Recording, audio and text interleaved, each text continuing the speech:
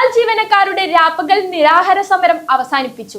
2 ദിവസങ്ങളിലായാണ് Kanhangad head post office പരിസരത്ത് രാപ്പകൽ നിരാഹാര സമരം നടന്നത്. തപാൽ ഓഫീസുകൾ വ്യാപകമായി അടച്ചുപൂട്ടുന്നതിന് എതിരെയും അശാസ്ത്രീയമായ ബിസിനസ് ടാർഗറ്റുകൾക്കെതിരെയും തപാൽ ജീവനക്കാരുടെ സംയുക്ത സമരസമിതി കാസർഗോഡ് ഡിവിഷന്റെ നേതൃത്വത്തിൽ സംഘടിപ്പിച്ച രാപ്പകൽ നിരാഹാര സമരത്തിന് സമാപനമായി. ഫെബ്രുവരി 5, 6 തീയതികളിലായി കാഞ്ഞങ്ങാട് ഹെഡ് പോസ്റ്റ് ഓഫീസ് പരിസരത്താണ് പരിപാടി നടന്നത്. CITU ജില്ലാ പ്രസിഡന്റ് VPP മുസ്തഫ ഉദ്ഘാടനം ചെയ്തു. പോരാട്ടം നടത്തേണ്ടി വരും. ആ നിലയിലാണ് ഈ സമരവും വരുന്നത്.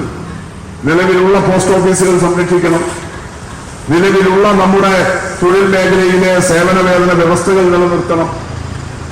തൊഴിലിടത്തിൽ അന്തസ്സായി അഭിമാനപൂർവം ജോലി ചെയ്യാനുള്ള സാഹചര്യം ഉണ്ടാകണം.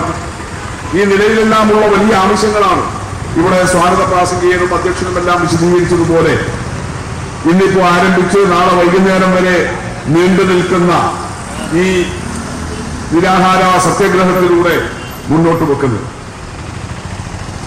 തപാൽ സർവീസ് എന്ന് പറയുന്നത് ശരത്ത് സൂചിപ്പിച്ചതുപോലെ ഒരു സാധാരണ ഗവൺമെന്റ് ഡിപ്പാർട്ട്മെന്റ് അല്ല.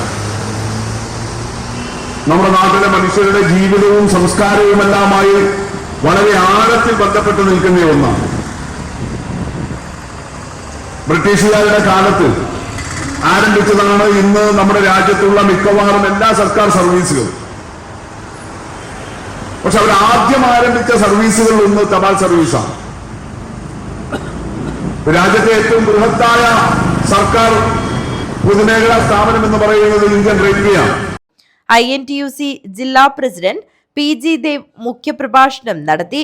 കേന്ദ്ര ജീവനക്കാരുടെ കോൺഫെഡറേഷൻ ജില്ലാ സെക്രട്ടറിയും national federation of postal employees local coordination committee കൺവീനറുമായ PV ശരത് അധ്യക്ഷത വഹിച്ചു. K ഹരി സ്വാഗതം പറഞ്ഞു.